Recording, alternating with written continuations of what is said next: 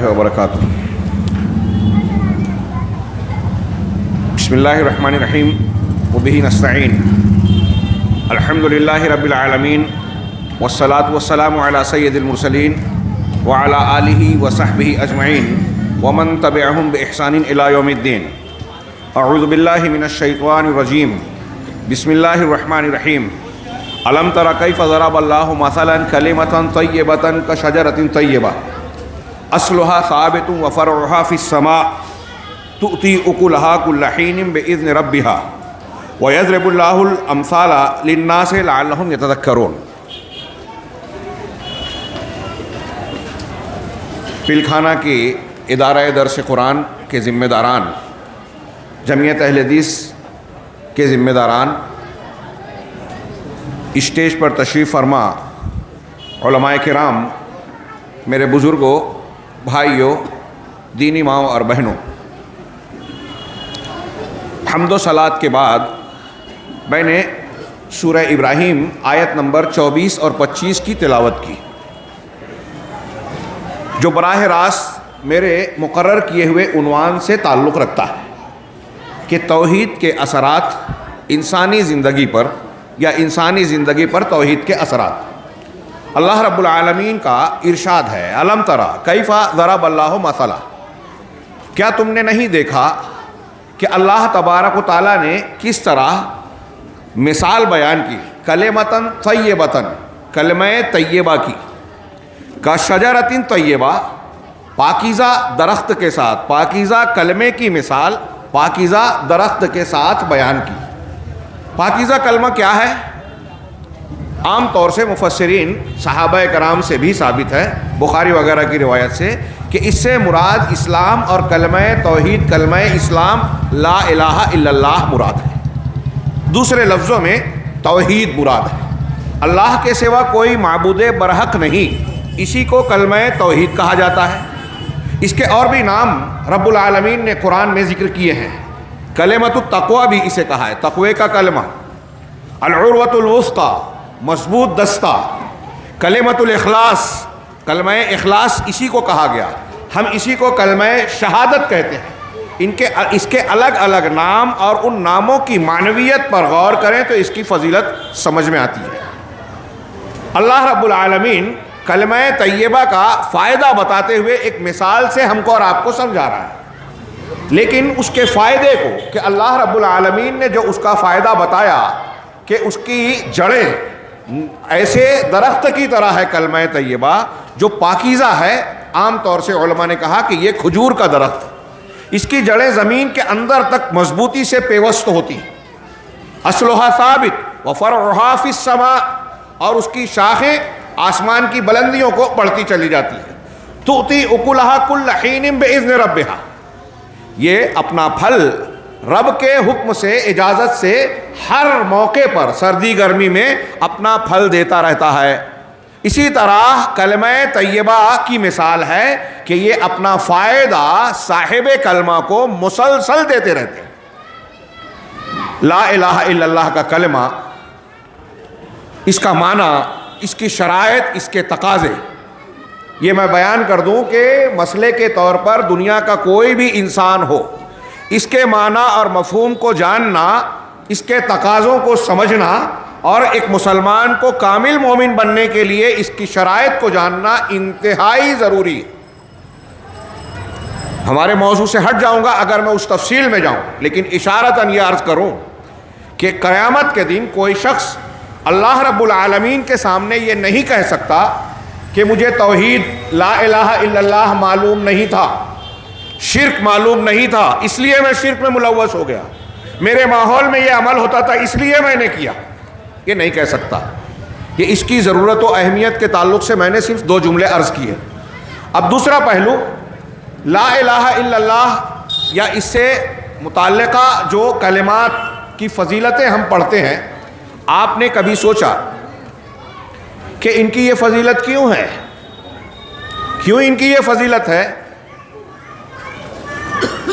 ابن حبان، سنن دارمی اور مختلف حدیث کی کتابوں میں ایک روایت جس کو امام حاکم نے نقل کر کے صحیح کہا اور علامہ امام ذہبی اس کی تائید اور توثیق کرتے ہیں اس کے علاوہ ایک دوسری حدیث میں بھی یہ مضمون ہے.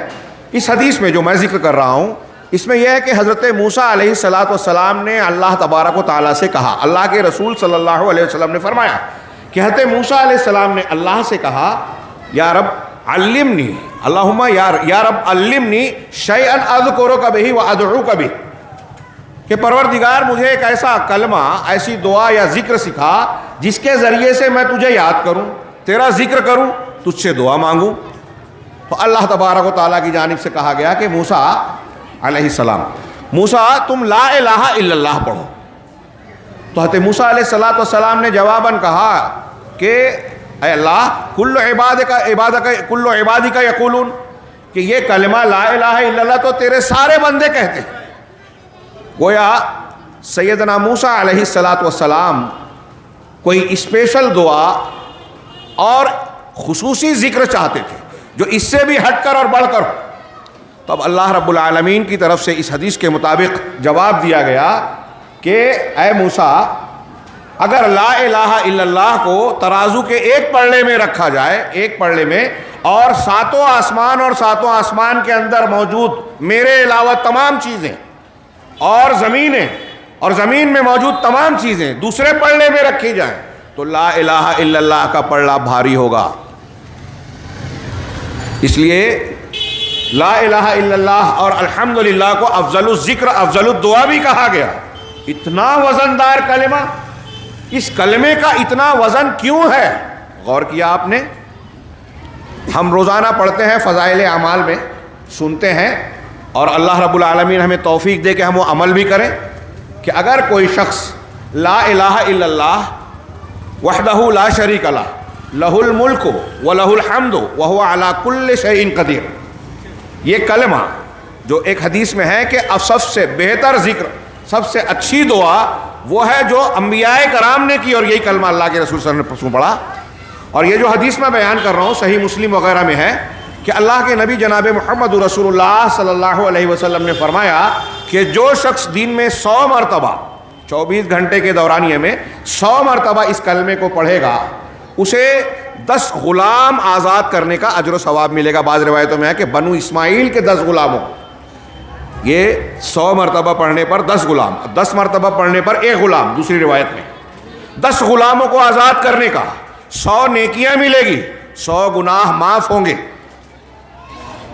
اور اس دن, جس دن 100 مرتبہ جو شخص یہ پڑھے گا, اس دن شیطان اس کے جسم کے اندر داخل نہیں ہو پائے گا, اور اللہ رب العالمین کے نزدیک وہ بندہ اس سے بڑھ کر کوئی محبوب بندہ نہیں ہوگا سوائے اس کے جو اس سے زیادہ مرتبہ یہ کلمات کہے. یہ ہم نے فضیلت پڑھی, کتنی عظیم الشان فضیلت ہے. ایک مسلمان اور مومن بندے کو شیاطین الانس والجن کے شرور سے بچنے کا ایسا کلمہ دے دیا کہ اس دن شیطان داخل ہی نہیں ہو پائے گا. جادو ٹونا آسیب سے بچنے کا یہ عمل کیجئے اللہ کے رسول صلی اللہ علیہ وسلم کے فرمان پر عقیدہ اور یقین رکھتے ہوئے, انشاءاللہ محفوظ رہیں گے. میں یہاں آپ کو ان کلمات اور اس سے متعلق اور بھی بہت سارے اس طرح کے کلمات ہیں, صبح شام کی دعائیں ہیں. لا الہ الا انت سبحانک انی کنت من الظالمین, حضرت یونس علیہ السلام کے یہ کلمات مچھلی کے پیٹ میں مصیبت میں گرفتار ہونے کے بعد کہنے پر اللہ تعالیٰ نے کہا کہ اگر یہ مسبحین میں سے نہ ہوتے تو قیامت تک اسی جگہ رہتے, نکل نہ پاتے اس مصیبت سے. اللہ کے نبی صلی اللہ علیہ وسلم نے فرمایا کہ یہ کلمات ایسے ہیں کہ اگر کوئی بندہ پریشانی مصیبت میں دعا کرے ان کلمات کے ذریعے تو اللہ رد نہیں کرے گا. لا الہ الا انت سبحانک انی کنت من الظالمین. یہ فضائل ہم پڑھتے ہیں, سنتے ہیں. میں آپ سے یہ کہنا چاہتا ہوں کہ یہاں لا الہ الا اللہ کے کلمے کی اتنی فضیلت, اہمیت, اتنا بڑا اجر و ثواب, اتنا وزن بتایا گیا. کیوں؟ کیا ہم نے غور کیا؟ یہ ایک پہلو. دوسرا پہلو, آپ قرآن و حدیث کا مطالعہ کیجیے تو آپ کو یہ ملے گا کہ جتنے پیغمبر اور انبیاء کرام علیہ السلام دنیا میں آئے, سب کی دعوت کا آغاز, ابتدا, شروعات, دعوت کا نچوڑ لا الہ الا اللہ اور اسی کلمے سے ہوا. وَلَقَدْ بَعَثْنَا, قرآن کہتا ہے وَلَقَدْ بَعَثْنَا فِي كُلِّ أُمَّةٍ رَسُولًا أَنِ اعْبُدُوا اللَّهَ وَاجْتَنِبُوا الطَّاغُوتَ. ہم نے ہر امت میں ایک رسول بھیجا, ہر قوم اور امت کی طرف رسول بھیجے گئے. سب کی دعوت کیا تھی؟ ان اعبدوا اللہ, صرف اللہ کی عبادت کرو. وما ارسلنا من رسول الا نوحی الیہ انہ لا الہ الا ہوا. یہ دوسری آیت ہے کہ ہم نے کوئی بھی رسول بھیجا تو اس کی طرف یہ وحی حکم یہ پیش کیا کہ اللہ کے سوا کوئی معبود نہیں ہے. ہر رسول کی پہلی تعلیم، ابتدا اور آغاز یہی. بچہ جب بولنے لگے تو کان میں آپ لا الہ الا اللہ کہیں، بچے کو پہلی تعلیم لا الہ الا اللہ کی دیویں.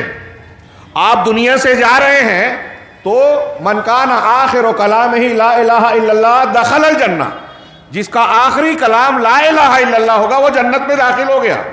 اللہ کے رسول صلی اللہ علیہ وسلم نے اپنے چچا ابو طالب کو آخری وقت میں کہا یا عمی قل لا الہ الا اللہ کلمۃ احاج لک بہا عند اللہ، کہ اے چچا جان آپ لا الہ الا اللہ کا کلمہ کہہ لیجئے، ایسا کلمہ کہ میں اللہ کے سامنے آپ کے لیے حجت پیش کروں. ابو جہل اور اس کے ساتھی کافروں کے سردار نے کہا اترغب عن ملت عبد المطلب، کیا آپ عبد المطلب کے دین سے پھر جائیں گے؟ ابو جہل یہ سمجھتا تھا کہ لا الہ الا اللہ کے کہنے کا مطلب یہ ہے کہ باپ دادا یا کسی دوسرے دین کو نہیں ماننا، صرف اللہ کی بات کو ماننا. یہ لا الہ الا اللہ کا پہلا اثر دنیا میں یہاں ثابت ہو رہا ہے اشارے کے طور پر زندگی میں. آخر میں وہ لا الہ الا اللہ کہے بغیر دنیا سے رخصت ہو گئے. اللہ کے رسول نے کہا کہ میں آپ کے لیے مغفرت کی دعا کروں گا جب تک منع نہ کیا جائے. بخاری مسلم کی حدیثیں ہیں. قرآن کی آیت آ گئی ما کان للنبی والذین آمنوا ان یستغفروا للمشرکین، نبی کے لیے اور مومنوں کے لیے جائز نہیں ہے کہ مشرکین کے لیے مغفرت کی دعا کریں. شرک کرنے والے کے لیے اگر وہ شرک پر مر گیا تو مغفرت کی دعا نہیں کر سکتے. ولو کانوا اولی قربا، یہ قرآن کا فرمان ہے، میں یا کوئی مولوی نہیں بیان کر رہا ہے، رب العالمین فرما رہا ہے. یہ بات چاہے وہ قریبی رشتہ دار ہی کیوں نہ ہو، من بعد ما تبین لهم انهم اصحاب الجحیم، یہ واضح ہو جانے کے بعد کہ وہ جہنم والے. اللہ کے رسول صلی اللہ علیہ وسلم کو خطاب کر کے قرآن میں کہا اللہ تعالیٰ نے کہ اگر آپ کی طرف بھی ہم نے وحی کیا، آپ کے پہلے کے لوگوں کی طرف بھی، کہ اگر آپ نے شرک کیا یعنی لا الہ الا اللہ کی مخالفت کی، شرک توحید کی ضد ہے، لا الہ الا اللہ کلمہ توحید ہے، جو شرک کر رہا ہے وہ لا الہ الا اللہ کے خلاف جا رہا ہے. تو اگر آپ نے بھی شرک کیا تو آپ کے سارے عمل برباد. اللہ اکبر، رونگٹے کھڑے کر دینے والی بات ہے. پیغمبر جناب محمد رسول اللہ صلی اللہ علیہ وسلم شرک کریں گے، ناممکن بات، ہو ہی نہیں سکتا. لیکن اس کی مذمت، شرک کی مذمت، قباحت، اس کا نقصان بتانے کے لیے اللہ نے کہا کہ آپ بھی ایسا کریں گے تو سارے عمل برباد ہو جائیں گے. یہ قرآن کا فرمان ہے. اللہ تعالیٰ نے قرآن میں کہا ان اللہ لا یغفر ان یشرک بہ ویغفر ما دون ذلک لمن یشاء، اللہ اس کو معاف نہیں کرے گا کہ اس کے ساتھ شرک کیا جائے، اس کے علاوہ جس گناہ کو چاہے معاف کر دے گا. اگر شرک پر آدمی مر گیا ومن یشرک باللہ فقد حرم اللہ علیہ الجنہ، جس نے اللہ کے ساتھ شرک کیا اللہ نے اس پر جنت کو حرام کر دیا. مشرک یا شرک اکبر پر مرنے والا انسان جنت میں جائے گا ہی نہیں، جہنم سے نکلے گا ہی نہیں. یہ قرآن کا اعلان ہے. حرم اللہ علیہ الجنہ ومأواہ النار، اس کا ٹھکانہ جہنم ہے. وما للظالمین من انصار، اور ایسے ظالم مشرکین کے لیے کوئی مددگار نہیں ہوگا. ہم نے سوچا کہ اتنی شدید اور سنگین وعید شرک کے بارے میں اور اس کے مقابل توحید کے بارے میں اتنی زبردست فضیلتیں، اہمیتیں، ہر نبی اسی کی دعوت دے رہا ہے. حضرت نوح علیہ السلام نے 950 سال تک لا الہ الا اللہ کی دعوت دی، قوم نے قبول نہیں کیا، چند لوگوں نے ایمان لایا، تو آپ کی دعوت اس سے آگے نہیں بڑھی. نبی پاک صلی اللہ علیہ وسلم جب تک مکہ میں رہے قوم نے بنیادی عقیدہ قبول نہیں کیا، تھوڑے لوگوں نے، تو آپ کی زیادہ تر تعلیمات پوری کی پوری توحید اور رسالت و آخرت عقیدے پر مبنی رہی. آگے کے احکامات مدینہ میں آئے جہاں اسلامی معاشرہ تشکیل پایا. سیدنا ابراہیم علیہ السلام کی پوری اپنی قوم میں دعوت توحید سے متعلق ہے. ہر سال عید الاضحیٰ اور حج کے موقع پہ ہم آپ کی حیات طیبہ کو پڑھتے ہیں. یہ فضیلت کیوں ہے؟ کیوں انبیاء کرام نے توحید کی دعوت کو بنیاد بنایا؟ ہمیں بھی دعوت وہی دینی چاہیے، نبی کا طریقہ، انبیاء کا طریقہ اختیار کرنا چاہیے. یہ ہے، غور کریں تو اس سے لا الہ الا اللہ کے جو ثمرات، نتائج، اثرات اور زندگی پر اثرات ہیں اس موضوع پر بھی روشنی ملے گی اس کیوں کے جواب میں.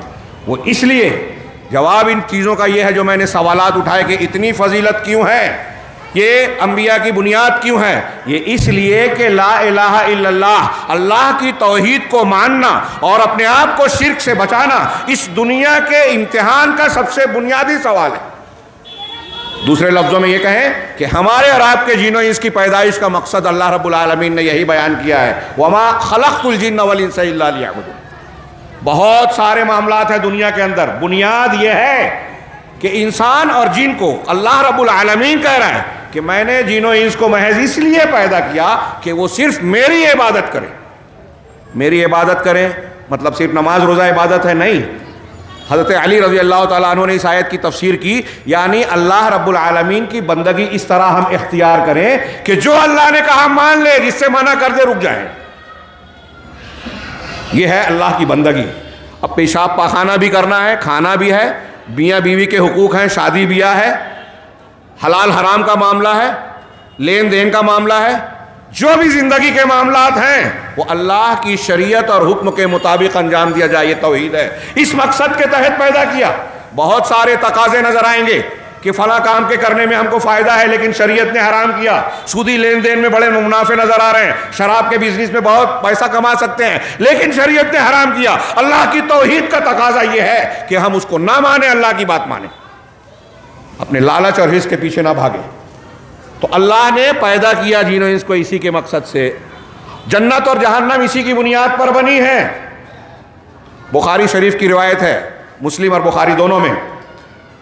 ہاں کل اس حدیث کا ذکر آیا تھا کل کے بیان میں کہ سب سے ہلکے عذاب والے جہنمی سے قیامت کے دن اللہ پوچھے گا کہ تو جو جہنم میں جل رہا ہے، عذاب جھیل رہا ہے، کیا تو یہ پسند کرتا ہے کہ اگر تجھ کو دنیا پوری کی پوری مل جائے؟ آپ سوچئے ہم اور آپ دنیا کما پائیں گے اتنی؟ ایک شہر کا ایک محلہ ہم زندگی کھپا دے کما پائیں گے؟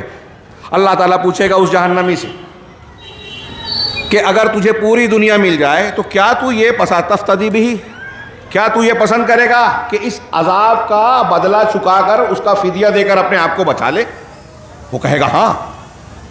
پوری دنیا مل جائے، کتنا بھیانک عذاب ہوگا. دنیا کے جہنم کی آگ دنیا کی آگ سے 69 گنا زیادہ شدید ہے، ڈامر سے زیادہ کالی ہے. موت کو انسان پکارے گا، موت نہیں آئے گی. ہر روز تکلیف بڑھتی جائے گی، بھاگنے کی کوئی جگہ نہیں. بندہ کہے گا کہ ہاں پوری دنیا مل جائے دے دوں گا، اس سے بچنا چاہوں گا. اللہ تعالیٰ کہے گا کہ میں نے تجھ سے جو مطالبہ دنیا کی زندگی میں کیا تھا اس سے بہت ہلکی چیز کا کیا تھا. جبکہ تو آدم کی پیٹ میں تھا تجھ سے میں نے یہ عہد و پیمان لیا تھا کہ میرے ساتھ شرک نہیں کرنا، توحید پر رہنا، لیکن تو نے مانا ہی نہیں، میرے ساتھ شرک کیا، لہذا جہنم سے نہیں نکل سکتا. اس پوری بات کو سامنے رکھیے کہ جنت اور جہنم بھی توحید اور کے ماننے اور نہ ماننے والوں کے لیے بنیادی طور سے. مخلوق کو اسی لیے پیدا کیا گیا. ہم جو عام الفاظ میں کہتے ہیں، ایک بچہ بھی کہتا ہے مسلمانوں کا کہ دنیا دارالامتحان ہے، امتحان گاہ ہے.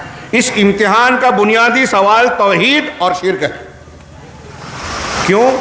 اس لیے کہ انسان کے اندر ایک مسلمان اور مومن بندے کی حیثیت سے جو خوبیاں آتی ہیں، انسانی کمالات آتے ہیں، اچھائیاں پیدا ہوتی ہے، شخصیت کی تعمیر ہوتی ہے، ان سب کی جڑ اور بنیاد توحید ہے. کلمہ طیبہ، شجرہ طیبہ کی طرح یہ جڑ اور بنیاد اگر ہمارے دل و دماغ میں پیوست ہے، راسخ ہے اور مضبوط ہے تو ہم اچھے انسان بنیں گے، مکمل آدمی بنیں گے. جس انسان کی توحید جتنی اعلیٰ وہ اتنا اچھا انسان، دوسروں کو فائدہ پہنچانے والا. انبیاء کرام علیہ السلام کی توحید سب سے اونچی اعلیٰ تھی. آپ دیکھیے کہ انبیاء کرام علیہ السلام کا کردار، ان کی شخصیت پوری انسانی کائنات میں سب سے اعلیٰ ہے.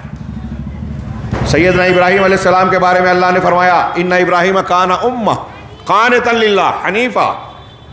حنیفہ کیا ہے؟ شاکرا لانعمہ ولم یکن من المشرکین. ابراہیم ایک امت تھے. امت کا کئی معنی کیا کہ وہ امام تھے، لوگوں کے پیشوا تھے، لوگوں کو خیر کی تعلیم دینے والے تھے. امت کا ایک معنی کیا گیا کہ وہ جامع الکمالات تھے. ان کے اندر اکیلے کے اندر بہت ساری خوبیاں اکٹھا تھی، ایک جماعت کے مانند تھی. قانتا للہ، مسلسل اللہ کی فرما برداری کرنے والے تھے، حنیف تھے، دوسری جو ہے چیزوں سے کٹ کر، غیر اللہ سے کٹ کر صرف اللہ سے جڑنے والے، یکسو تھے اور اللہ کی نعمتوں کے شکر گزار تھے اور مشرکین میں سے نہیں تھے. علماء نے اس آیت کی تفسیر جو لمبی چوڑی کی اس کا حاصل یہ بیان کیا کہ حضرت ابراہیم کی ساری خوبیوں کی بنیاد یہ تھی کہ شرک سے بالکل پاک تھے، توحید میں انتہائی اعلیٰ تھے. جس کی توحید جتنی اعلیٰ ہوگی وہ اتنا زیادہ اللہ کے عذاب سے بچے گا. الذین آمنوا ولم یلبسوا ایمانہم بظلم اولئک لہم الامن. ہم امن کی تلاش میں ہیں، امن چاہتے ہیں عذاب سے، دنیا کی پریشانیوں سے، آخرت کے عذاب سے، تو اللہ نے بتایا کہ جن لوگوں نے ایمان لایا، لا الہ الا اللہ کہا، ایمانیات کو اختیار کیا، وَلَمْ يَلْبِسُوا إِيمَانَهُمْ بِظُلْمٍ، اور اپنے ایمان کے ساتھ ظلم کی ملاوٹ نہیں کی۔ تفصیل کا موقع نہیں ہے، اس لیے ایک جملے میں بخاری کی حدیث میں اللہ کے رسول نے کہا کہ یہاں ظلم سے مراد شرک ہے، یہ ایمان کے ساتھ شرک نہیں کیا، اولئک لہم الامن، ان کے لیے امن ہے، وہی عذاب سے بچیں گے، اور یہی لوگ ہدایت یافتہ ہیں، صحیح راستے پہ وہی ہے جو توحید پر ہیں۔ اب آپ غور کیجئے کہ توحید کی فضیلت کیوں ہے، انبیاء کرام علیہم الصلاۃ والسلام کی دعوت کا ارتکاز توحید پر کیوں ہوتا تھا؟ اس لیے کہ توحید اس دنیا کے اندر تمام بھلائیوں کی جڑ بنیاد ہے، جتنی بھی نیکیاں ہیں، اچھائیاں ہیں، سب کے سب توحید کی شاخ ہے، جتنی برائیاں ہیں سب کے سب شرک اور کفر کی شاخیں ہیں۔ شعب الایمان آپ پڑھیے، اہل علم نے بیان کیا، ایک آدمی اگر اپنے ماں باپ کی نافرمانی کر رہا ہے، ایک آدمی حرام کو جاننے کے بعد کہ یہ حرام ہے، سود خوری، زنا کاری، موبائل پر گندی تصویریں دیکھنا، برے کام کرنا، جھوٹ بولنا، غیبت کرنا، چغلی کرنا، یہ حرام ہے، اس کے باوجود کر رہا ہے، اس کا مطلب اس کی توحید میں کمی ہے۔ توحید مضبوط ہوتی تو اللہ کا ڈر، اللہ کی توحید اسے ان گناہوں سے تنہائیوں میں بھی روکتی۔ انسانی زندگی پر توحید کے اثرات پر جب ہم غور کرتے ہیں تو میں نے جیسا کہ اجمالی طور سے بیان کیا، اس کی فضیلت، اس کے فائدے، زندگی پر اس کے اثرات کا گھیرنا ایک گھنٹے میں اور مجھ جیسے کم علم آدمی کے لیے ناممکن بات ہے۔ موٹی سے موٹی کتاب بھی لکھی جائے تو توحید کے فوائد نہیں بیان کیے جا سکتے۔ چند فوائد کو میں نے اجمالی طور سے بیان کیا کہ جتنی خوبیاں ہیں انفرادی زندگی میں، ہمارے گھر میں، اس انفرادی زندگی میں، ہماری شخصیت میں، ہماری جماعت اور مسلمانوں کے گروہ اور ملت و امت میں اجتماعی اور انفرادی طور سے جو بھی فائدہ ہم کو چاہیے، ہم کو قوت چاہیے، غلبہ چاہیے، دشمنوں سے تحفظ چاہیے، آفت و مصیبت سے، بیماریوں سے تحفظ چاہیے، سب کی بنیاد اور جڑ توحید ہے۔ لا تجعل مع اللہ الہا آخر فتقعد مذموما مخذولا، قرآن نے کہا کہ اللہ کے ساتھ کسی اور معبود کو نہ پکارو، شرک نہ کرو، لا الہ الا اللہ اور توحید کی مخالفت نہ کرو، ورنہ کیا ہوگا نتیجے میں؟ مذموم و مخذول بن کر رہ جاؤ گے۔ مذموم جس کی مذمت کی جائے، اللہ کے ہاں قابل نفرت ہو جاؤ گے، ناپسندیدہ ہو جاؤ گے، بلیک لسٹڈ ہو جاؤ گے، اور مخذولہ، تمہاری مدد نہیں کی جائے گی۔ یہ حکومتیں، قوانین ہمارے خلاف بن رہے ہیں، دشمن ہمارے خلاف منصوبہ بندی کر کے حملے کر رہے ہیں، ہاں یہ کامیاب، ان کا ڈر نہیں ہے۔ ایک بات یاد رکھیے، مسلمانوں کے لیے کوئی بڑی سے بڑی طاقت جو ہے خطرہ، حقیقت میں خطرہ نہیں ہے۔ ہمارے لیے خطرہ ہے ہماری بدعقیدگی، ہمارے لیے خطرہ ہے ہمارے گناہ، ہمارے لیے خطرہ ہے اللہ کی ناراضگی۔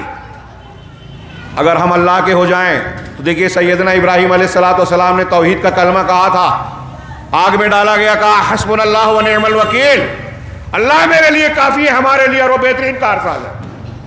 آگ جلانے والی ہے، ٹھنڈی کر بنا دی اللہ نے معجزانہ طور پہ۔ فرعون پورے لاؤ لشکر کے ساتھ، موسیٰ علیہ السلام کے ساتھ، ٹوٹے پھوٹے بنی اسرائیلیوں کو ہلاک نہیں کر سکا، خود ڈوب گیا۔ پوری قوم جمع تھی تلوار لے کر جناب محمد رسول اللہ صلی اللہ علیہ وسلم کو شب ہجرت قتل کرنے کے لیے، ان کے درمیان سے اللہ نے نکالا، پورا سفر آرام سے طے کروایا، مدینہ پہنچایا۔ سبق ہے ہمارے لیے کہ اگر توحید ہو، اللہ کا تعلق ہو ہم سے، تو دنیا کی کوئی بڑے سے بڑی طاقت، سازش ہمارا کچھ نہیں بگاڑ سکتی۔ وَلَئِن صَبَرْتُمْ کیا ہے کہ ولو کیا ہے ولو کیا ہے لا يَضُرُّكُمْ كَيْدُهُمْ شَيْئًا وَلَئِن صَبَرْتُمْ، اگر تم تقوی اور صبر اختیار کرو، سورہ آل عمران کی آیت ہے، تو اللہ نے آگے کہا لا يَضُرُّكُمْ كَيْدُهُمْ شَيْئًا، کہ دشمنوں کی چالیں، ان کی سازشیں تمہارا کچھ بگاڑ نہیں پائے گی۔ ایمان ہو، توحید ہو، توحید نہیں ہوگی تو اللہ تبارک و تعالیٰ کا۔ وقت بہت کم ہے، میں چند نکات بیان کروں۔ توحید سے انسان کو معراج ملتی ہے، ترقی ملتی ہے، تحقیق کا مادہ ملتا ہے۔ آج دنیا میں جو ترقی ہے وہ توحید والوں کی دین ہے۔ دنیا میں جب لوگوں نے شرک کیا، ایک آدمی ستارے کو پوج رہا ہے تو اس کے بارے میں تحقیق کرے گا کیا؟ ایک آدمی کسی جانور کی پوجا کر رہا ہے، اس کو چیر پھاڑ کے دیکھے گا کیا؟ تحقیق کرے گا کیا؟ میڈیکلی اس کا جائزہ لے گا، فزیکلی، میڈیکلی، ایسی اور بھی مثالیں، تو وہ نہیں کرے گا۔ جب اللہ رب العالمین نے بتایا کہ اللہ تبارک و تعالیٰ تم سب کا خالق ہے، ساری کائنات مخلوق ہے، سب انسان کے لیے جو ہے خدمت گار ہیں، انسان کائنات کا دولہا ہے، انسان اور جن کا امتحان ہے، اور یہ ساری چیزیں اس کے لیے مسخر کی اللہ نے قرآن میں کہا۔ جب کہا کہ اللہ نے ہمارے لیے مسخر کیا ہے یہ پہاڑ، پیڑ، پودے، جانور، حیوانات، تو انسان بظاہر کسی جز سے کہ اپنے سے بڑے جانوروں کو جو ہے شکار کرتا ہے، قابو میں کرتا ہے۔ ہاں، آج فضاؤں میں جو ہے سفر کر رہا ہے، پانی کے اندر تیر رہا ہے، دنیا کو گلوبل ولیج بنا دیا۔ کس نے؟ اللہ رب العالمین کی دی ہوئی صلاحیت نے۔ لیکن یہ کب ہوا؟ جب انسان کو توحید ملی، اقرا بسم ربک الذی خلق کا ہتھیار لے کے علم اور تحقیق کے راستے پر چلا۔ تو توحید انسان کا دماغ کھولتی ہے، علم اور تحقیق کے راستے پر ڈالتی ہے۔ اور شرک کرنے والا، ہمارے یہاں عقیدہ پایا جاتا ہے کہ گہن لگتا ہے تو کوئی دیوتا جو ہے اس کو نگلنے جاتا ہے، وہ گھنٹی بجاتے ہیں۔ ہاں، کیا وہ تحقیق کر سکتے تھے؟ اللہ نے بتایا، توحید والوں نے بتایا کہ سورج گہن اور چاند گہن یہ اللہ کی نشانیوں میں سے ایک نشانی ہے، یہ اللہ کی مخلوق ہے، اس کے حکم کے تابع دار ہیں۔ تو مسلمانوں نے اس کی تحقیق کی، لوگوں کو بتایا، آسمانی کتاب کے ماننے والوں نے بھی اس کی تحقیق کی۔ تو جو شخص یہ عقیدہ رکھے کہ ایک دیوتا اس کو نگلنے جاتا ہے اور ایسا ہوتا ہے اور ویسا ہوتا ہے، وہ اس کی تحقیق نہیں کر سکتا۔ تو میں عرض کر رہا ہوں کہ توحید انسان کو تحقیق کے راستے پر ڈالتا ہے، اور توحید کے اختیار کرنے سے انسان کے اندر اللہ کی بندگی کی تمام خوبیاں آتی ہیں۔ جیسے اگر کوئی شخص یہ مانتا ہے کہ اللہ تبارک و تعالیٰ سمیع ہے، سننے والا ہے، بصیر ہے، ہاں، دیکھنے والا ہے، علیم ہے، اس پر کوئی چیز، کوئی ذرہ برابر چیز بھی مخفی نہیں ہے، کوئی ایک چیز بھی اس سے چھپی ہوئی نہیں ہے کائنات کی۔ آپ کسی چٹان کے اندر کام عمل کرو، یا کسی جو ہے پردے کے اندر، سینکڑوں پردے کے اندر، چٹان کے اندر بھی کوئی گناہ کرو گے، اللہ سے وہ چیز چھپی نہیں ہے۔ بندہ اگر اللہ کے بارے میں عقیدہ توحید کی بنیاد پر اس کے اسماء و صفات کو جان کر یہ عقیدہ پختہ کر لے اپنے ذہن و دماغ میں، ہم روزہ رکھتے ہیں، ہاں، غسل کرنے کے وقت ایک سچا مومن کیا روزے میں غسل کرتے وقت تو اپنے گلے سے پانی کا ایک قطرہ اتارتا ہے؟ نہیں اتارتا۔ کیوں؟ اس لیے کہ اس کے ذہن و دماغ میں یہ بات ہے کہ جس ذات کے لیے میں نے روزہ رکھا ہے وہ تو دیکھ رہا ہے، لوگ نہیں دیکھ رہے ہیں، لیکن اللہ دیکھ رہا ہے، جان رہا ہے، میری نیتوں سے بھی واقف ہے، علیم بما فی الصدور ہے۔ جب یہ عقیدہ بندہ رکھے گا تو یہ جانے گا کہ اللہ تبارک و تعالیٰ ایسا ہے جو ہر چیز کو جانتا ہے، ہر چیز کو شمار کر رکھا ہے، ہر چیز پر اس کا قابو ہے، کوئی عضو، کوئی چیز اس کے جو ہے مرضی کے بغیر حرکت بھی نہیں کر سکتی۔ اس عقیدے کے ساتھ جب اللہ تبارک و تعالیٰ کو جانے گا، مانے گا بندہ، تو اللہ تبارک و تعالیٰ کا ڈر پیدا ہوگا، خوف پیدا ہوگا، ہاں، کہ میں چھپ کر بھی اگر گناہ کروں گا تو بچ نہیں پاؤں گا۔ دنیا کا کوئی قانون، ایک اسکینڈل ہوتا ہے اسٹاک ایکسچینج میں ہرشد مہتا کا، گورنمنٹ دوسرے کچھ قوانین بناتی ہے، دوسرا آدمی اور چالاکی سے کوئی نیا کانڈ کرتا ہے، نیا غبن کرتا ہے، گھوٹالہ کرتا ہے، ہاں، اور یہ کرتا ہے، پولیس، قانون سب کچھ ہے، لیکن پھر بھی گناہ کرنے والے گناہ کرتے ہیں۔ لیکن جب بندہ یہ یقین رکھتا ہے کہ مجھے اللہ کے سامنے جواب دینا ہے، اس کی پکڑ بہت سخت ہے، وہ علیم ہے، خبیر ہے، ہر چیز کو شمار رکھتا ہے، اس سے کوئی بھولتا نہیں ہے، ہر چیز اس کے پاس محفوظ ہے، تو اللہ تعالیٰ کا یہ فرمان اس کے سامنے آتا ہے، وَاعْلَمُوا أَنَّ اللَّهَ يَعْلَمُ مَا فِي أَنفُسِكُمْ فَاحْذَرُوهُ۔ اللہ تعالیٰ یہ اچھی طرح علم میں رکھ لو کہ اللہ تمہارے دلوں کی بات کو بھی جانتا ہے، لہٰذا اس سے ڈرو، اللہ تمہیں جان رہا ہے، وہ علیم بما فی الصدور ہے۔ تو ایسی صورت میں بندہ گناہ سے اپنے آپ کو دور رکھے گا، گناہ سے اپنے آپ کو بچائے گا، نیک انسان بنے گا، حرام کام نہیں کرے گا۔ قدرت اور موقع ملنے کے باوجود کہ اکیلے میں موبائل پہ آج کچھ بھی دیکھ سکتا ہے، لیکن لوگ نہیں دیکھ رہے ہیں، میرے ماں باپ نہیں دیکھ رہے ہیں، اللہ تو دیکھ رہا ہے، یہ تصور اسے روکے گا۔ دنیا کا کوئی قانون انسان کو تنہائیوں میں گناہ سے نہیں روک پائے گا، کوئی پولیس والا نہیں روک پائے گا، لیکن اللہ کا ڈر، یہ علیم، خبیر اور توحید کا یہ عقیدہ انسان کو تنہائیوں میں بھی گناہ سے بچاتا ہے۔ علامہ ابن رجب نے نقل کیا کہ ایک بیابان میں، جنگل میں، ایک عورت اور ایک مرد تنہا ہو گئے، مسافر کی حیثیت سے تھے، دوسرے لوگ چلے گئے، یہی دو بچے۔ تو مرد نے عورت سے کہا کہ دیکھو ان ستاروں کے علاوہ آج ہمیں یہاں اس کوئی نہیں دیکھ رہا ہے، تو موقع ملا ہے، چلو آپ اور ہم ایک دوسرے سے اس موقع کا فائدہ اٹھا کر لذت حاصل کر لیں۔ تو اس خاتون نے کہا، ایمان والی تھی، توحید والی تھی، اس نے کہا کہ ستارے دیکھ رہے ہیں، تم ستاروں کی بات کر رہے ہو، فَأَيْنَ مُكَوْكِبُهَا، ان ستاروں کو بنانے والا، ان کو روشن کرنے والا کہاں گیا؟ کیا وہ نہیں دیکھ رہا ہے؟ یہ تو ابن رجب نے حنبلی نے بتایا۔ آپ حدیثوں میں واقعات پڑھتے ہیں، جناب محمد رسول اللہ صلی اللہ علیہ وسلم نے اپنے معاشرے اور سماج کی تربیت اسی توحید پر کی تھی۔ ہم وہ واقعہ میں اشارہ کروں، آپ نے واقعہ بہت مرتبہ سنا ہوگا۔ ہاں، حضرت جناب محمد رسول اللہ صلی اللہ علیہ وسلم نے جو توحید کی تربیت کی تھی اس کا نتیجہ کیا تھا؟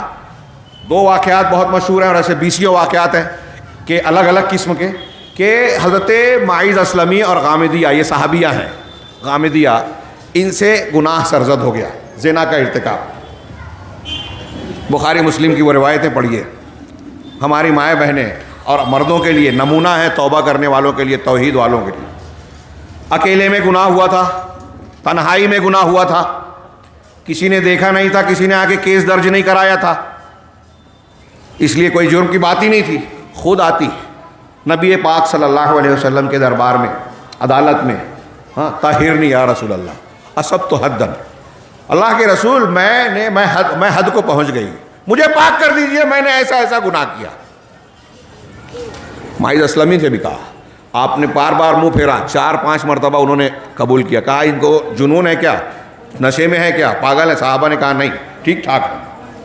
اس کے بعد ان کو حد جاری کرنے کے لیے کہا۔ حضرت غامدیہ خاتون تھی، ہاں، یہاں بیٹھے ہوئے ہم لوگ سوچئے کہ اگر کوئی گناہ ہم سے اکیلے میں ہو گیا، تنہائی میں کوئی گناہ ہم سے سرزد ہو گیا، کسی نے دیکھا نہیں، ہم خود آ کے بولیں گے یا کسی کو بولنے والے کو کیا کہیں گے کہ بے وقوف ہے؟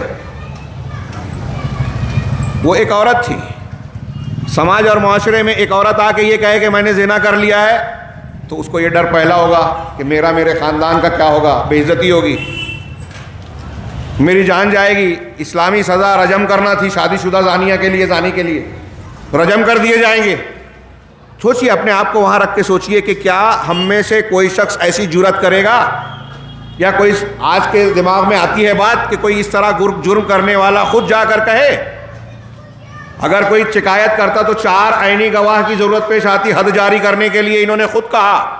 نبی پاک صلی اللہ علیہ وسلم نے دیکھا کہ ان کے پیٹ میں بچہ ہے، ہاں، حمل سے ہے، تو کہا کہ تم نے گناہ کیا ہے، تمہارے بچے نے نہیں، لہٰذا تم جاؤ، جب بچے کی ولادت ہو جائے تب آنا۔ موقع مل گیا۔ اسلامی اصول سے اگر وہ بعد میں آ کر یہ کہہ دیتی کہ میں نے غلط کہا تھا تو بچ جاتی، کیونکہ ان کو خلاف کسی نے گواہی نہیں دی تھی، کوئی کیس نہیں درج کیا تھا، خود اعتراف کیا تھا۔ کئی مہینہ ملا، بچہ پیدا ہوا، بچہ پیدا کی ولادت ہوئی، فوراً گود میں لے کے آ گیا اللہ کے رسول۔ سوچئے تھوڑی دیر کے لیے، اتنے مہینوں کے باوجود وہ اپنی توبہ پر قائم ہیں، اپنے آپ کو پاک کرنا چاہ رہی ہیں، کیوں؟ اللہ کے رسول اب مجھے پاک کر دیجئے۔ کہا ابھی بچے کی غذا تمہارے سینے سے جڑی ہوئی ہے، اس لیے ابھی اسے دودھ پلاؤ، جب یہ اناج کھانے لگے گا تب آنا۔ چلی گئی۔ ایک لمبا عرصہ پھر ملا، موقع ملا۔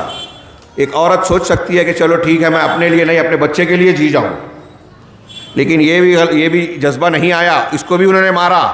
اور کچھ مہینوں کے بعد آتی ہیں، ایک مدت کے بعد، کہ اللہ کے رسول یہ دیکھیے اس کے ہاتھ میں روٹی ہے، اب اناج کھا رہا ہے، اب مجھ پر سزا کا نفاذ کیجیے۔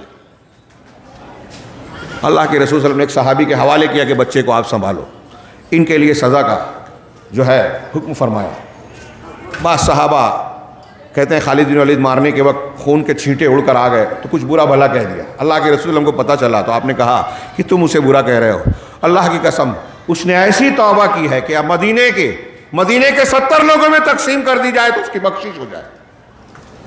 کس چیز نے ان کو اس بات پر ابھارا تھا؟ توحید نے۔ اللہ دیکھتا ہے، جانتا ہے، مر کے اللہ کے سامنے حاضر ہونا ہے، جواب دینا ہے۔ وہاں میں گنہگار ثابت ہوں، اللہ کے دربار میں عذاب کی مستحق ٹھہرائی جاؤں، اس سے بہتر ہے کہ دنیا میں اپنے آپ کو موت کے حوالے کروں، سزا کے حوالے کروں، بدنامی ہوگی، لیکن اللہ کے عذاب سے تو بچیں گے۔ یہ توحید نے ڈر پیدا کیا اللہ کا۔ کوئی مثال پیش کر سکتا ہے ایسی، وقت ہوتا تو اور بھی مثالیں بیان کرتا۔ بنی اسرائیل کی ایک مثال، 3 غار والوں کا واقعہ آپ نے سنا، یہ بھی بخاری وغیرہ میں ہے۔ غار میں چلے گئے، پھنس گئے، طوفان آیا، دہانا بند ہو گیا، چٹان سے دہانا بند ہو گیا۔ تینوں نے اپنے اپنے نیک عمل کا وسیلہ لگا کے دعا مانگی۔ جائز وسیلوں میں سے ایک یہ ہے، نیک عمل کا وسیلہ اللہ کے اسماء و صفات کا وسیلہ اور کسی زندہ انسان سے دعا کرنے کا، قرآن حدیث میں یہ ثبوت ہے۔ تو انہوں نے وسیلہ لگایا، اس میں سے جو ایک میں بیان کرنا چاہتا ہوں کہ ایک شخص نے کہا کہ میری فلاں فلاں خاتون سے رغبت تھی، چچا زاد بہن تھی، میں فریفتہ تھا، اس کو گناہ کی دعوت دیتا تھا، وہ نہیں مانتی تھی۔ قحط کا زمانہ آیا، ان کے گھر میں بھوک پیاس فاقہ کشی آئی، وہ اپنی ضرورت لے کر میرے پاس آئی۔ میں نے کہا کہ تمہاری ضرورت میں پوری کر دوں گا، لیکن پہلے اپنے آپ کو میرے حوالے کرو۔ میں اپنے الفاظ میں بیان کر رہا ہوں، روایت کو آپ جانتے ہیں، واقعہ جانتے ہیں۔ آج ہمارے یہاں بھی لوگ مجبوریوں پر کسی کی مدد کرنے کی بجائے اس کا فائدہ اٹھانے کی کوشش کرتے ہیں۔ مارکیٹ اسی پر چل رہا ہے، لوگوں کو مجبور بنایا جائے اور مارکیٹنگ کی جائے بازار۔ یہ تجارت نہیں ہے، یہ غیر انسانی چیز ہے، توحید کے نہ ہونے کا نتیجہ۔ تو میں نے ایسے ہی کہا، گھر میں فاقہ مستی کی وجہ سے وہ عورت مجبور ہو گئی، وہ تیار ہو گئی، اور جب اس کے تیار ہو جانے کے بعد میں گناہ کرنے والا تھا کہ اس کی آنکھوں سے آنسو جاری ہو گئے، اور اس نے کہا اتق اللہ، اللہ سے ڈرو اور نگینے کو اس کے حق کے بغیر نہ توڑو۔ میرے دل میں یہ خیال آیا کہ یہ اللہ کی بندی اس حالت میں بھی اللہ سے ڈر رہی ہے، گناہ سے شرمندہ ہو رہی ہے، اپنی مجبوری کی وجہ سے تیار ہو گئی ہے، تو مجھ کو تو اللہ نے نوازا ہے، نعمت دی ہے، مجھے تو اللہ کا شکر ادا کرنا چاہیے، مجھے اس طرح کی غلط حرکت اور نافرمانی نہیں کرنی چاہیے۔ اے اللہ، تو جانتا ہے کہ اس کے اس کلمے کی وجہ سے میرے دل میں تیرا خوف آیا، تیرے شکر کا جذبہ آیا، میں نے اپنے آپ کو اس گناہ سے روک لیا اور وہ پیسہ اسے دے دیا جو دینا تھا۔ اس کے بدلے میں پروردگار اس مصیبت سے نجات دلا، پر پہاڑ کا دہانے کا حصہ سرک گیا۔ پتہ یہ چلا کہ نیکیوں سے دنیا کی مصیبت میں بھی آرام ملتا ہے۔ ہم روحانی اسباب کو چھوڑ دیتے ہیں۔ ذکر و اذکار تمہید میں بیان کرنا چاہتا تھا، اور وہ بیان کروں تو بہت وقت ہوگا، کہ ذکر و اذکار کی فضیلتیں ہم پڑھتے ہیں، اس کی گہرائیوں میں نہیں جاتے۔ جو میں نے سوال کیا کہ اس کے معنی اور مطلب کیا ہے، لا الہ الا اللہ کی اتنی فضیلت ہے تو پہلے ہم اس کے معنی کو سمجھیں، شرائط کو جانیں، تب فائدہ ملے گا۔ آپ ایک طرف لا الہ الا اللہ کا ورد کرتے رہیں لیکن شرک کریں تو کوئی فائدہ نہیں۔ اللہ اکبر کہیں کہ اللہ سب سے بڑا ہے اور انانیت میں لگے رہیں، گھمنڈ میں مبتلا رہیں، جگہ جگہ کہے کہ میں بڑا ہوں، میں اپنے نفس کی مانوں گا، تو آپ کا اللہ اکبر کہنا جھوٹ ہے۔ اللہ اکبر کہہ رہے ہیں تو اس کا اثر، توحید کا اثر آپ کی زندگی میں یہ آنا چاہیے۔ یہ جو میں نے گناہ کی بات بتائی ہے، دوسرا ایک بڑا اثر کہ آپ اللہ کے سامنے جھک جائیں، اللہ کی عظمت و کبریائی کہ وہ قہار ہے، وہ کبیر ہے، وہ ساری کائنات کا مدبر ہے، ہر چیز پر اس کی قوت اور قابو ہے، وہ علو رکھتا ہے۔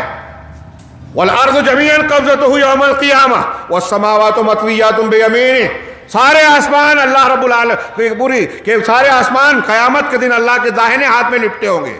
یہ قرآن کی آیت ہے، والارض جميعا قبضته يوم القيامة، کہ پوری زمین قیامت کے دن اللہ کی مٹھی میں ہوگی۔ والسماوات مطویات بیمینہ، سارے آسمان اس کے دائنے ہاتھ میں لپٹے ہوں گے۔ بخاری مسلم کی حدیث میں ہے کہ ساتوں آسمان اور زمین کو اللہ اپنے دائنے ہاتھ میں لپیٹے گا اور کہے گا انا الملک، میں ہوں بادشاہ، این ملوک الارض، زمین کے بادشاہ کہاں ہیں، زمین کے تکبر کرنے والے کہاں ہیں، آج صرف میرا حکم چلے گا، مالک یوم الدین کا۔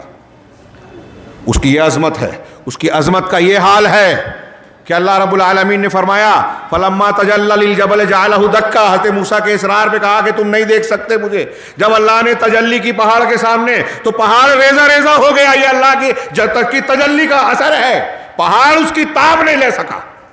کیسا عظیم ہے اللہ کی عظمت۔ یہ ہے کہ قرآن اور بخاری حدیث کی، قرآن میں سورہ سبا کی آیت ہے، موقع نہیں ہے پیش کرنے کا، میں مفہوم بیان کروں کہ اس میں یہ ہے کہ جب اللہ رب العالمین کوئی فیصلے کا ارادہ کرتا ہے، کوئی وحی کرنے کا ارادہ کرتا ہے، فرشتوں کو بتانے کا، تو عرش الہی جو ہے وہ ہلنے لگتا ہے۔ عرش کائنات کی سب سے بڑی مخلوق ہے۔ روایتوں میں ہے ساتوں آسمان کو کرسی میں رکھا جائے تو ایک ڈھال میں 7 انگوٹھیاں ڈالنا ایسا ہوگا، اور کرسی کو عرش میں رکھا جائے تو ایسا ہے جیسے ایک میدان کے اندر ایک انگوٹھی ڈال دی گئی ہو۔ عرش کتنا بڑا ہے، اللہ عرش پر مستوی ہے، عرش سے بڑا ہے۔ تو اللہ رب العالمین فرما رہا ہے، میں کیا عرض کر رہا تھا کہ جب اللہ کوئی فیصلہ کرتا ہے وحی کرنا تو عرش ہلنے لگتا ہے، تھرانے لگتا ہے، فرشتے بے ہوش ہو جاتے ہیں۔ ہاں، اور جب سب سے پہلے جبریل علیہ السلام کو ہوش آتا ہے، اللہ ان کو وحی کرتا ہے، پھر دوسرے 7ویں آسمان 6ٹھے آسمان کے فرشتوں کو ہوش آتا ہے، جبریل سے پوچھتے ہیں کہ رب نے کیا کہا، حضرت جبریل کہتے ہیں ایسا ایسا کہا، تو فرشتے کہتے ہیں حق کہا۔ میرے رب کی شان یہ ہے، عظمت یہ ہے، کبریائی یہ ہے کہ صرف حکم کا ارادہ کرتا ہے تو فرشتے دھرا اٹھتے ہیں، بے ہوش ہو جاتے ہیں۔ کوئی رب کے سامنے کھڑا ہو کے کہے گا کہ اللہ تیرا یہ فیصلہ میں نہیں مان سکتا، اس کو بدل دے، یہ میرے گھر کا آدمی ہے، اس کو جہنم میں نہیں جنت میں ڈال دے، اس کو اولاد دے دے، اللہ نہیں دینا چاہتا، کسی کے دباؤ میں آگے دے دے گا؟ فرشتے جن کے یہاں گناہ ہی نہیں ہے اللہ کے ارادے پر بے ہوش ہو جاتے ہیں، قرآن حدیث کہتی ہے۔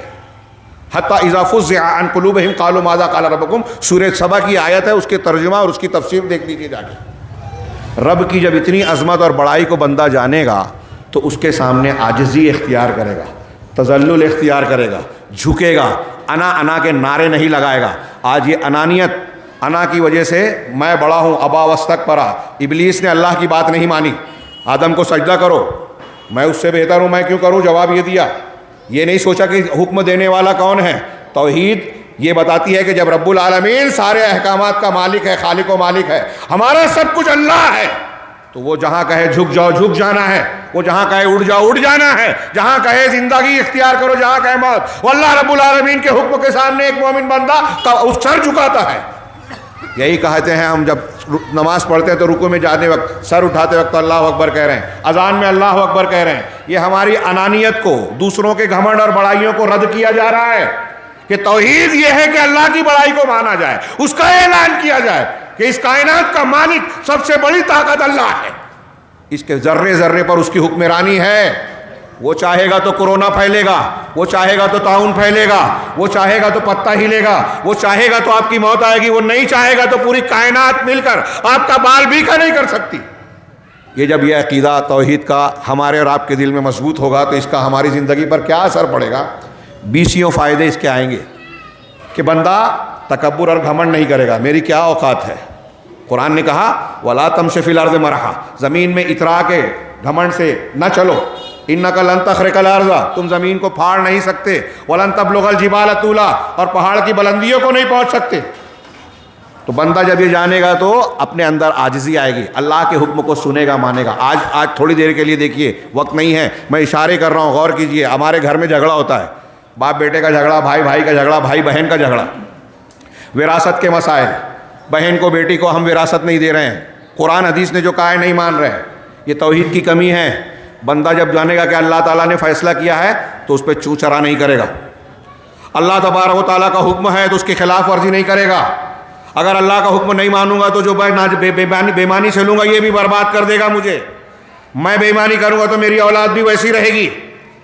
یہ توحید کے اثرات ہوں گے کہ ہم حقدار کو حق دیں گے، بھائی بہن جو کمزور ہے یتیم کو اس کا حق دیں گے، کمزوروں پر ظلم نہیں کریں گے، اللہ کے سامنے جھکیں گے۔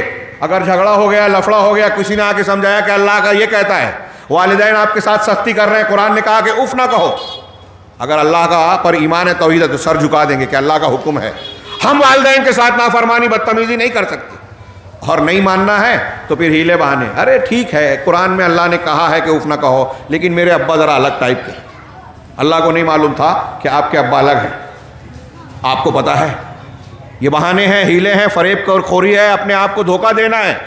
توحید ہے تو یہاں میں عام زندگی کے معاملات میں یہ بات کہہ رہا ہوں، دین کے معاملے میں بھی یہ بات ہوگی کہ جب ہم اللہ کی توحید کے قائل اور مائل ہو جائیں گے، ماننے والے ہوں گے، اس کی جڑیں ہوگی، تو ہم حلال وہی مانیں گے جو اللہ نے حلال کیا، حرام وہی مانیں گے جو اللہ نے حرام کیا، شریعت اسی کو مانیں گے جو اللہ نے شریعت بنائی۔ اب اسی میں یہ حصے بکرے بھی آ گئے، اسی میں نماز کا طریقہ آ گیا، اسی میں عبادات کا معاملہ آ گیا، عقیدہ اور منہج آ گیا۔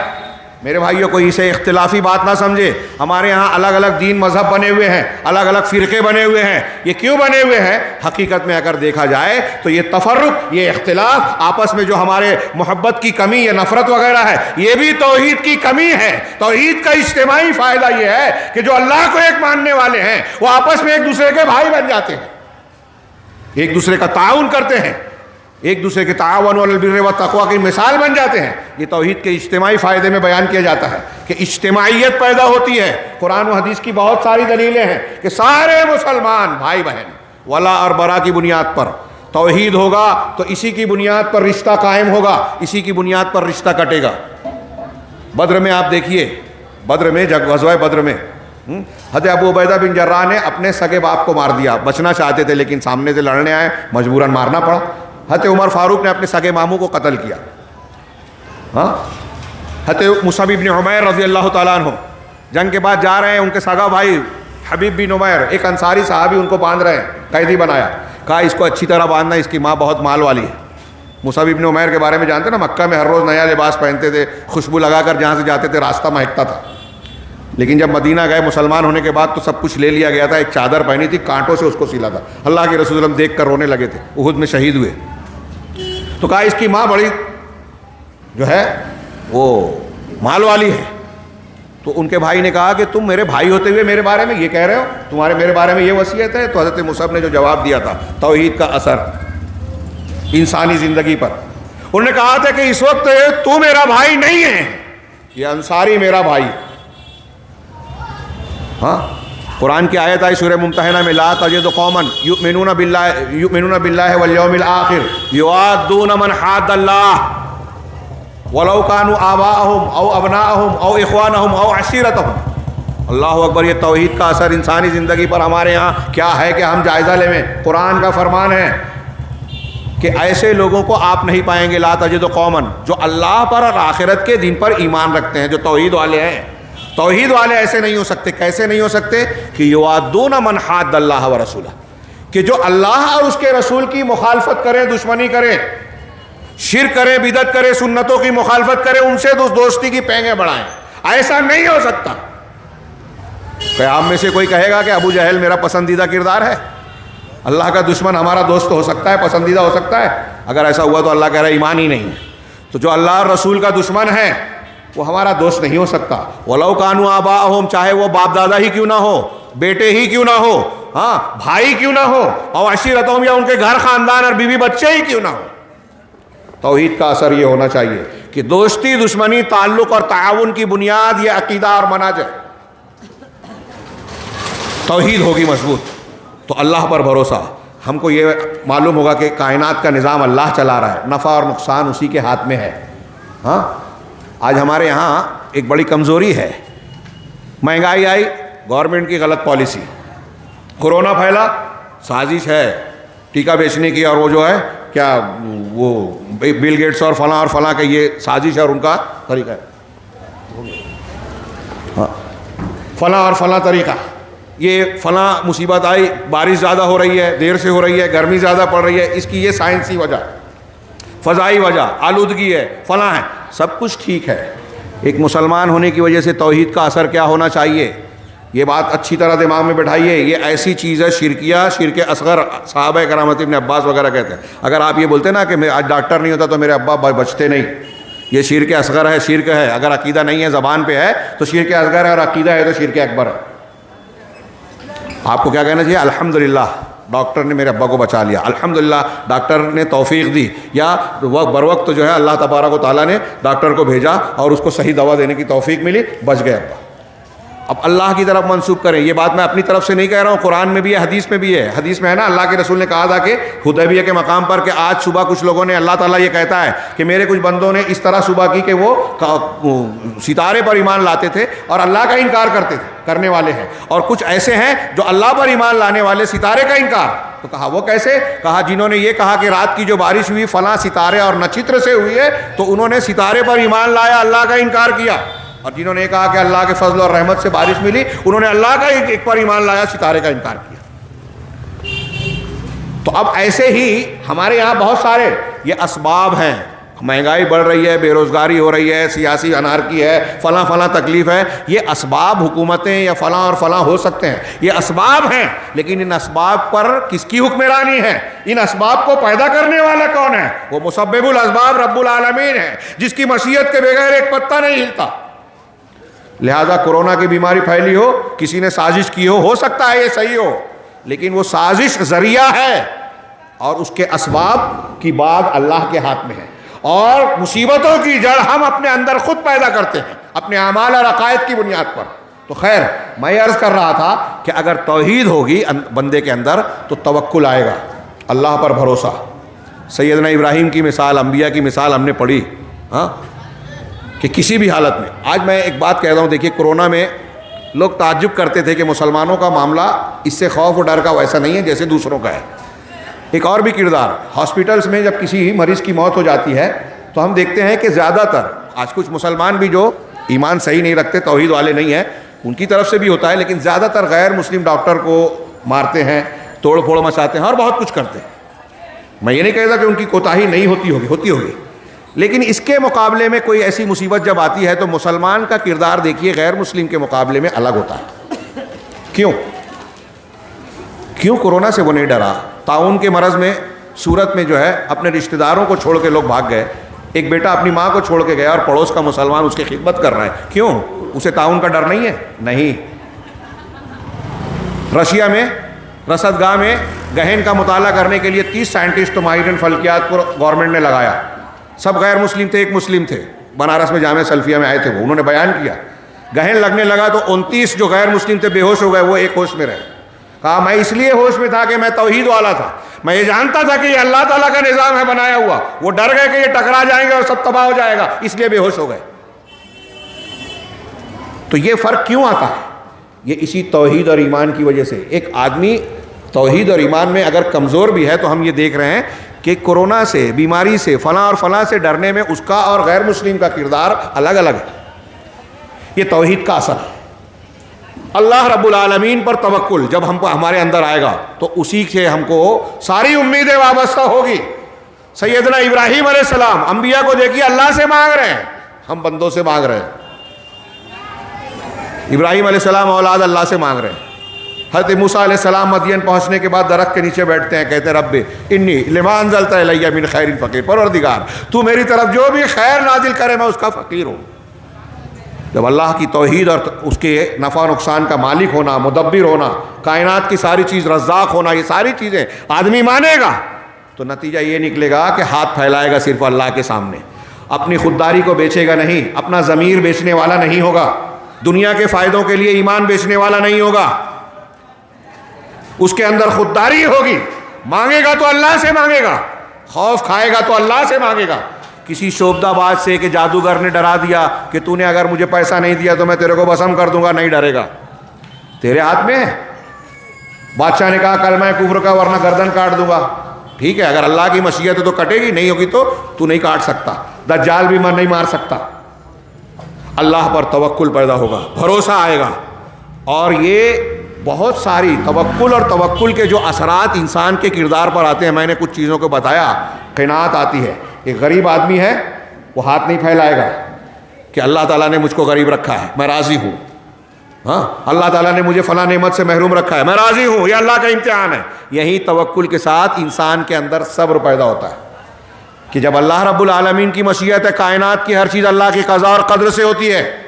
لہذا اگر میرے گھر میت ہو گئی، میرا کاروبار میں نقصان ہو گیا، حادثے میں میری ٹانگ چلی گئی، آنکھ چلی گئی، اولاد پیدا ہوئی جو اپاہج ہے، گھر میں کوئی مصیبت پریشانی آ گئی، تو ایک مومن بندہ یہ کہتا ہے رضیت باللہ ربا، میں اللہ کے رب ہونے پر راضی ہوا. رب ہونے پر راضی کا مطلب کیا؟ کہ ہم کو پیدا کیا اس نے، بنایا اس نے، روزی دینے والا وہ، اچھا برا، مرد عورت، گورا کالا، امیر غریب بنانے والا وہ. اس کی مشیت اور حکمت نے جو چاہا وہی بنایا. اور یہ اللہ کا فیصلہ ہے کہ میرے گھر میں میت ہوئی، یہ اللہ کا فیصلہ ہے کہ میں غریب ہوں، یہ اللہ کا فیصلہ ہے کہ حادثے میں میری ٹانگ کٹ گئی، یہ اللہ کا فیصلہ ہے. لہٰذا میں سر جھکاتا ہوں. امتحان میں فیل ہو گیا، کاروبار میں دیوالا ہو گیا، فلاں ہو گیا، قدر اللہ وما شاء فعل، یہ اللہ کی تقدیر تھی اور اللہ نے جو چاہا کیا. یہ انسان کے لیے تسلی کا، صبر کا، حوصلے کا سبب بنتی ہے. لہذا ایک توحید والا انسان ناکامیابی پر خودکشی نہیں کرتا، بزدل بن کے ہارتا نہیں ہے. توحید اگر آئے گی تو انسان حالات کا مقابلہ کرے گا. ہر ناکامیابی کے بعد پھر سے کامیابی کے راستے پر چلتے ہوئے اللہ سے دعا مانگے گا. اس طریقے سے آپ دیکھیں کہ توحید انسان کے اندر ہر خوبی پیدا کرتی ہے. اور آخری بات، حالانکہ میرے ہاتھ میں جو کاغذات ہیں بہت کچھ ہیں اور جتنی خوبیاں ہیں، اچھائیاں ہیں، سب کا تعلق توحید سے ہے. یہ میں بیان کرنا چاہتا تھا اور کچھ چیزوں کو، 2-4 چیزوں کو میں نے مثالیں بیان کی. ایک آخری بات جامع انداز میں بیان کروں. ابھی ہمارے شیخ کہہ رہے تھے کہ سنت کی پیروی کی جائے. ہاں، یہ بھی توحید کا تقاضا ہے. اللہ تبارک و تعالیٰ نے کہا قل ان کنتم تحبون اللہ فاتبعونی یحببکم اللہ. اگر تم قل ان کنتم تحبون اللہ، اللہ سے محبت کرتے ہو تو میری اتباع کرو، اللہ تم سے محبت کرے گا۔ ہم میں جتنے بیٹھے ہیں کوئی چاہے گا کہ نہیں کہ اللہ ہم سے محبت کرے؟ ہم چاہیں گے اللہ ہم سے محبت کرے؟ تو اللہ اس محبت کا معیار کس چیز کو قرار دے رہا ہے؟ اس محبت کا معیار اس چیز کو قرار دے رہا ہے کہ اللہ تبارک و تعالیٰ کے حکم دے رہا ہے کہ رسول کی اتباع کرو، اپنی زندگی کو ان کے سانچے میں ڈالو، عقیدہ وہی اختیار کرو جو محمد رسول اللہ صلی اللہ علیہ وسلم نے عقیدہ دیا، عبادت وہی کرو اور ویسے ہی کرو جو محمد رسول اللہ صلی اللہ علیہ وسلم نے عبادت دی، تہوار وہی مناؤ جو رسول اللہ صلی اللہ علیہ وسلم نے تہوار دیا، حلال اسی کو مانو جو رسول اللہ صلی اللہ علیہ وسلم نے حلال بتایا، حرام اس کو مانو جو اللہ کے رسول صلی اللہ علیہ وسلم نے حرام بتایا، اخلاق وہی اختیار کرو، حق حقوق وہی دو، بھائی بہن بچوں کو پڑوسیوں کو وہی حق دو جو رسول نے بتایا۔ لقد کان لکم فی رسول اللہ اسوۃ حسنہ، آپ نے سنا۔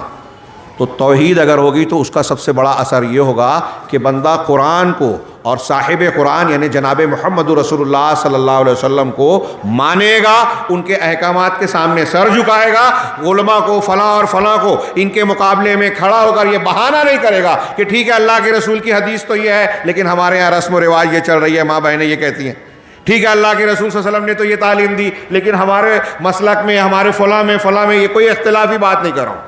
دنیا کے کسی بھی مفتی صاحب سے پوچھئے کہ ایک طرف رسول اللہ صلی اللہ علیہ وسلم کا حکم ہے، ایک طرف کسی دوسرے کا، آپ کس کی بات مانیں گے؟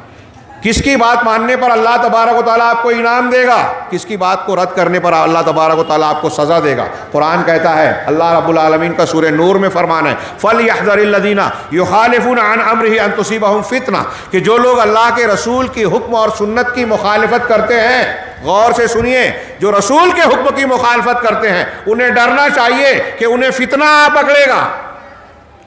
فتنہ آ پکڑے گا، فتنہ کا مطلب علامہ ابن کثیر نے نقل کیا مفسرین سے کہ فتنے کا مطلب دنیا کا عذاب۔ آج مسلمان پوری دنیا میں دنیا کے عذابوں سے دوچار ہیں، مبتلا ہیں، عزتیں لوٹ رہی ہیں، گھر محفوظ نہیں ہیں، نئے نئے قاعدے قانون بن رہے ہیں، نئے منصوبے بنائے جا رہے ہیں، مسلمانوں کو الگ الگ ڈھنگ سے گھیرا جا رہا ہے۔ ہاں اللہ تعالیٰ قرآن میں کہہ رہا ہے رسول کی مخالفت کرو گے تو فتنہ آئے گا اور یصیبہم عذاب علیم، یا دردناک عذاب پکڑے گا۔ امام احمد بن حنبل کہتے ہیں فتنے سے مراد شرک ہے، جو سنت کی مخالفت کرتا ہے وہ شرک میں پڑ جاتا ہے۔ دیکھیے سنت کی مخالفت کرنے والوں کے آپ کو شرک بھی ملے گا، یہ کوئی چھوٹی موٹی بات نہیں ہے، اختلافی بات نہیں ہے، دین کی وہ بنیاد ہے جس کے بغیر ہم دنیا میں بھی اچھی زندگی نہیں پا سکتے اور آخرت میں بھی۔ تو دنیا میں بھی اچھی زندگی اختیار کرنا ہے تو پہلے توحید کو سمجھیں، توحید ہوگی تو اللہ تعالیٰ سے امید ہوگی۔ ہاں یہ ایک چیز رہ گئی صرف ایک دو جملے میں کہ اللہ تعالیٰ ہم کو سارے انعامات دینے والا اللہ ہے، روزی دینے والا اللہ ہے، پیدا کرنے والا۔ توحید ہمیں یہ بتاتی ہے اللہ کے اسماء کہ وہ رزاق ہے، وہ محسن ہے، احسان کرنے والا، اور احسان کے بدلے میں ہم سے روزی چاہتا ہے؟ نہیں، اللہ کو ہم کو ہماری کوئی ضرورت ہے؟ نہیں، وہ الصمد ہے، وہ غنی ہے، ساری کائنات اس کی فقیر ہے۔ یا ایھا الناس انتم الفقراء الی اللہ واللہ هو الغنی الحمید، اے دنیا کے تمام لوگوں تم سب کے سب اللہ کے در کے بھکاری اور فقیر ہو۔ اللہ غنی ہے، بے نیاز ہے۔ ساری دنیا کے انسان، ایک حدیث قدسی ہے لمبی مسلم شریف کی کہ اے میرے بندو تم میں کا اول آخر انسان جنات دنیا کے سب سے برے انسان کی طرح بن جائے تو میری سلطنت میں کوئی کمی نہیں ہوگی۔ اے میرے بندو تم میں کا اول آخر انسان جنات دنیا کے سب سے اچھے انسان کی طرح بن جاؤ تو میری سلطنت میں کوئی اضافہ نہیں ہوگا۔ اللہ بے نیاز ہے۔ ہاں تو اب جب ہم یہ جانتے ہیں کہ اس کو ہماری کوئی ضرورت نہیں، پھر بھی وہ ہم کو اتنے احسانات دے رہا ہے، ہم اس کی نافرمانی کر رہے ہیں پھر بھی وہ ہم کو کھانا دے رہا ہے، پانی دے رہا ہے، ہوا دے رہا ہے، امن دے رہا ہے، چین دے رہا ہے، لباس دے رہا ہے، دوا دے رہا ہے، رشتہ دار دیا، گھر دیا، بہت سی نعمتیں جن کو ہم گن نہیں سکتے۔ جب بندہ یہ جانے گا اس کی توحید اور اس کے اسماء و صفات کے یہ نتائج، تو دل میں محبت پیدا ہوگی۔ اللہ رب العالمین کے سامنے بندہ جھکے گا کہ جو اتنے احسانات کیا ہے، تو ہم اگر اپنی جان دے بھی دیں، جان دی ہوئی اسی کی تھی، حق تو یہ ہے کہ حق ادا نہ ہوا۔ سب کچھ قربان کرنے کے بعد آدمی پہچانے گا توحید ہوگی تو یہ یقین کرے گا کہ ہم اللہ کا حق ادا نہیں کر سکتے، لہٰذا بندہ اپنی زندگی کے مقصد میں یعنی اللہ کی بندگی اور عبادت میں پورا کا پورا اپنے آپ کو لگا دے گا، جھونک دے گا، سب کچھ نچھاور کرنے کے لیے تیار ہو جائے گا، جیسے صحابہ کرام جان مال سب اللہ کے راستے میں لگا رہے ہیں، اور جب اللہ کے راستے میں گردن کٹ رہی ہے تو چہرے پر مسکراہٹ آ رہی ہے کہ فزت رب الکعبہ، رب کعبہ کی قسم میں کامیاب ہو گیا۔ حضرت ابو عمارہ احد میں شہید ہو رہے ہیں، آخری سانسیں چل رہی ہے، اللہ کے رسول صلی اللہ علیہ وسلم نے پوچھا کہ ان کو دیکھو، بلایا کہ اللہ کے رسول کو بلاؤ، میں نہیں آ سکتا، آپ قریب آئے، اشارہ کیا کہ آپ قریب آ جائیے، اللہ کے رسول صلی اللہ علیہ وسلم زمین پر دونوں گھٹنے ٹیک کر آپ کے قریب ہو گئے۔ حضرت ابو عمارہ بن سکن آخری سانسیں چل رہی ہے، اپنا پورا جسم اٹھا کر سر جو ہے آپ کے زانوں پر رکھتے، آپ کے چہرہ انور کو دیکھ کر مسکرانے لگے، اور مسکراتے مسکراتے روح قبض ہو گئی۔ ہاں، مولانا آزاد نے ایسی کئی واقعات کا ذکر کر کے کہا کہ یہ معنی ہے کہ صحابہ کرام کے بارے میں جو اللہ تعالیٰ نے کہا کہ وہ اللہ سے راضی ہوئے، اللہ سے راضی ہوئے کا مطلب کیا کہ اللہ کے راستے میں جو تکلیف مصیبت آئی مسکرا کر قبول کیا۔ انہوں نے کہا کہ یہ سابقون الاولون کے حالات پڑھیے کہ احد اور بدر میں خاک و خون میں لوٹ کر جس طریقے سے مسکراتے ہوئے موت کا استقبال کیا، دنیا کا کوئی انسان آرام سے بستر پر اس طرح موت کو گلے نہیں لگاتا۔ یہ توحید کا اثر ہے کہ اللہ کے راستے میں آنے والی تکالیف انسان کے لیے راحت کا سامان بن جاتی ہے، خوشی کا سبب بن جاتی ہیں، لذت ایمانی دیتی ہے۔ ہاں، تو بہرحال یہ اللہ تبارک و تعالیٰ کی اگر توحید ہوگی تو اس سے امید ہوگی، رجا ہوگی، محبت ہوگی۔ رجا، امید اور محبت جو میں نے 3 لفظ استعمال کیا، اس کے ذریعے سے بندہ اگر اللہ سے امید کرے گا تو قربانی دے گا، نیکیاں کرے گا، اللہ کے راستے میں خرچ کرے گا، بہن اور بھائی کا حصہ مارنے کی بجائے یہ سوچے گا کہ میں اپنے حصے میں سے ان کو کچھ دے دوں، اللہ مجھے دے گا، ان کا چھیننے کی بجائے اپنا دوں، اللہ سے امید رکھے گا۔ اللہ سے محبت کو حاصل کرنے کے لیے، محبت میں بندہ کیا کرتا ہے، دنیا کی جو ہے یہ ہلکی پھلکی محبتیں جو ہوتی ہے تو اس کے لیے بولتے ہیں کہ چاند ستارے توڑ لاؤں گا، تم سے اتنی محبت ہے کہ تمہارے لیے یہ قربان کر دوں گا، وہ دے دوں گا، وہ چھوڑ دوں گا، مر جاؤں گا، یہ جھوٹی محبتیں۔ اللہ رب العالمین سے اگر انسان کو سچی محبت ہوگی تو وہ صحابہ کرام کا کردار ڈھلے گا کہ اللہ کے راستے میں بڑی سے بڑی تکلیف آ رہی ہے، پورا مال خرچ کر دیا، خوش ہیں کہ اللہ تعالیٰ کے راستے میں خرچ ہوا ہے، اس بات پر دکھ کی کوئی بات نہیں ہے۔ تو محبت بہت ساری بندگی اور نیکیاں کرواتی ہے۔ اللہ کا خوف آئے گا تو آدمی گناہ سے بچے گا۔ دنیا کا کوئی قانون جس گناہ سے نہیں روکتا، اللہ کا خوف روکتا ہے۔ اللہ تبارک و تعالیٰ پر توکل، اللہ تعالیٰ کے تعلق کی ذات پر انحصار کی بنیاد پر صبر، قناعت، اللہ کا شکر، ایسی ساری بندگیاں اور نیکیاں بندے کے اندر پیدا ہوگی۔ اور جب توحید والا انسان اس طرح کا بنے گا تو یہ قرآن کی آیت جو ہے ہم پوری کر لیں۔ اللہ تعالیٰ نے فرمایا کہ تو کیا علم تری کیف ضرب اللہ مثلا، کیا تم نے نہیں دیکھا کہ اللہ نے کیسے مثال بیان کی، کلمۃ طیبہ، کلمہ طیبہ کی، ہاں، کشجرۃ طیبہ، پاکیزہ درخت سے اس کی مثال دی، جس کی اصل، جس کی جڑ زمین میں گہری گڑی ہوئی ہے، وفرعھا فی السماء، اور اس کی شاخ آسمان میں پھیلی ہوئی ہے، تؤتی اکلھا کل حین باذن ربھا، جو اپنا پھل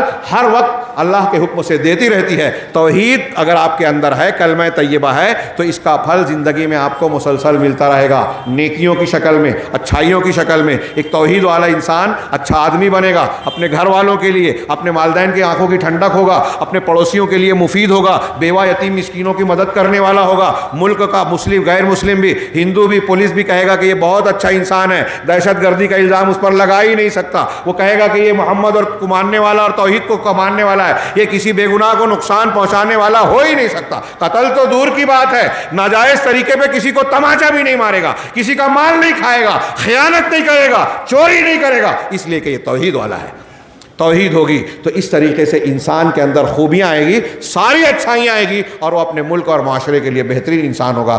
اللہ کی قسم، اگر ہم سچی توحید والے بن جائیں تو اس ملک میں نہیں، پوری دنیا میں لوگ یہ قبول کرنے پر مجبور ہیں کہ مسلمان سچے لوگ ہیں، اچھے لوگ ہیں، اور ان کا دین سچا مذہب ہے۔ اللہ رب العالمین سے دعا ہے کہ وہ ہمیں توحید کے اثرات کو اپنی زندگی میں صحیح انداز میں قبول کرنے کی توفیق عطا فرمائے۔ اس کے لیے ضروری ہے کہ ہم توحید کے تقاضے، اس کے معنی، اس کے مفہوم، اس کی شرائط کو سمجھیں، اس سے ضد جو ہے کہ توحید کن چیزوں سے خراب ہوتی ہے، ٹوٹتی ہے، یا اس کے اندر کمی پیدا ہوتی ہے، بلا کسی اختلاف میں پڑے ہوئے کہ ہم یہ مسلک اور وہ مسلک، اس کو ضرور سمجھیں۔ اس لیے کہ اگر توحید ہم نے صحیح نہیں کی تو اللہ کے یہاں کامیاب نہیں ہو پائیں گے، دنیا میں ہم کو اللہ کی نعمتیں اور مدد نہیں ملے گی۔ اللہ تبارک و تعالیٰ ہمیں صحیح توحید کو سمجھنے، اس کے تقاضے کے مطابق زندگی گزارنے کی توفیق عطا فرمائے، اور اسی کے ذریعے سے دنیا اور آخرت میں ہر قسم کے عذاب سے محفوظ رکھے۔ اقول قولی ھذا واستغفر اللہ لی ولکم ولسائر المسلمین، وصلی اللہ علی نبینا محمد۔